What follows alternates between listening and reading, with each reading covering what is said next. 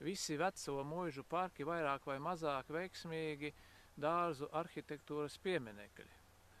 Un vecajiem parkiem ir vairākas pievienotās vērtības.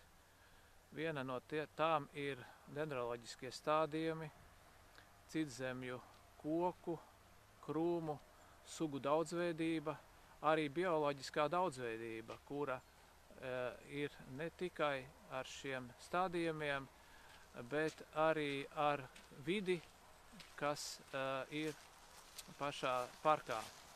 Ļoti daudz sliktu izdara Otrais pasaules karš, bet tas ir ne tik vien šeit, bet arī visā Latvijā.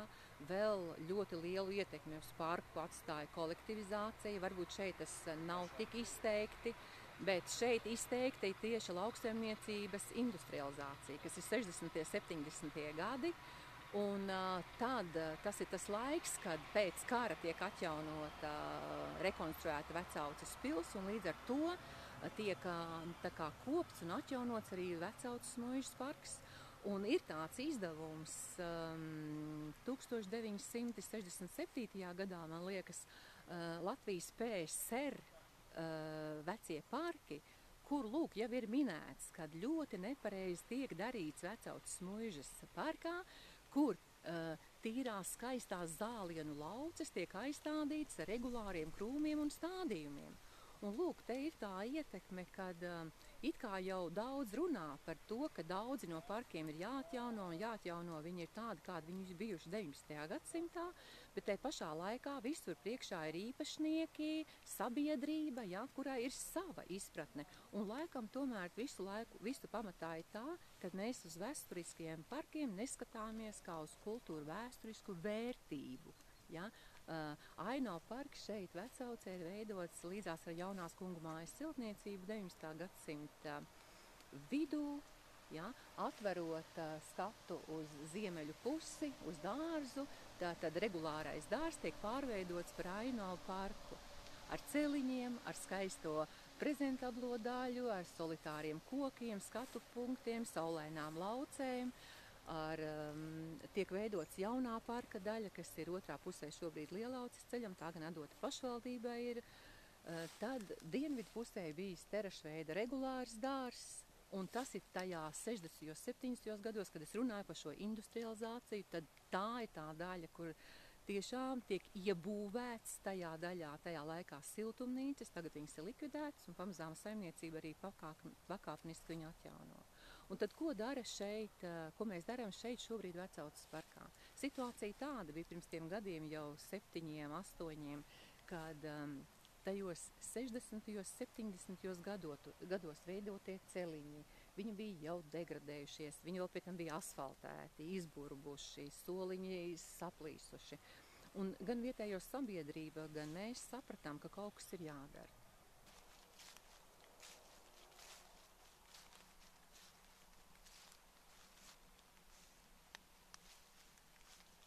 Šobrīd mēs atrodamies Bornsmindes muižas parkā, Rundāles pagastā, un te mēs redzam, kas ir noticis ar veco muižas parku, kas nav gandrīz 30 gadus kopts, kopš tā laika, kad Bornsmindes pilī darbu beidza tuberkulozes slimnīca. Nu, īstenībā sākās viss ļoti jauki. Visi domā, ka es esmu laikam kaut kāds traks cilvēks, visu laiku nodarbojos ar aitām, ar kazām, tā esmu kaut kādu elektrisko ganu mistisko, rapoju pa klintīm, ar elektrisko to spoli, ja. Bet īstenībā man tas plāns arī bija jau sākumā visu norobežot, un lai tās aitiņas, kaziņas, zirdziņi tur paši staigā un visu pļauj. Tā kā man jau tā doma bija, bet neviens to nevarēja saprast un tam noticēt, ka tas ir kaut kāds prātīgs pasākums vispār sākumā, ka man nav ko darīt, un citi pat domāja, ka es jau saslimu varbūt ar kaut ko, ja. Tā kā sākumā tas bija maz laukumiņš, ja, norobežots, es tā paskaties, baigi labi izskatās, ja.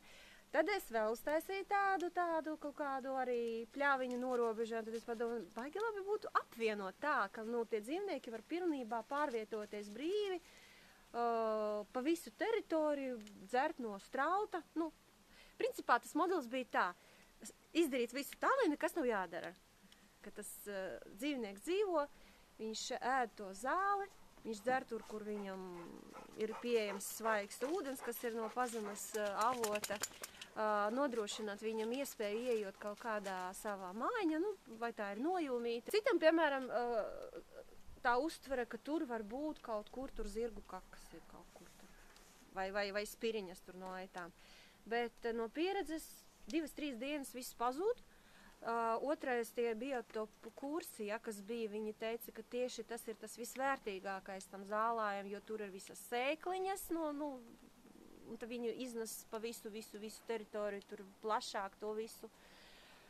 Tā kā es sākumā tīrīju pilnībā, galvenais, vai visas staciņas ir iztīrītas, lai nekur tur nedod Dievs zirgu kaka nav, ja. Tagad es tā kaut kā mierīgāk, man vēl mazāk darba paliek. Un tad ir speciāli kaut kādi kūkaiņi, kuri tiešām 2-3 dienu laikā pilnībā visu to kaut kā ievilk tur iekšā zemē un visu. Nezinu, vai ir iespējams kaut ko filmēt? Tā, pagaidiet! Visi pēc kārtas dabūsiet. Žora? Žora, tu pilns ar daļiem. Tas no kaimiņu galībām. Dači. Ai, Regucīte. Tā, kurš tu bakstās? Tā, pagaidiet. Sabiedrībai svarīgi saprast, ka parki ir jāuztver vienā tā ansamblī ar muižu un tā apbūvi. Parki ir ne tikai kultūras, bet arī vēstures, dabas un ainavu pieminekļi, kuru kopšana jādara regulāri.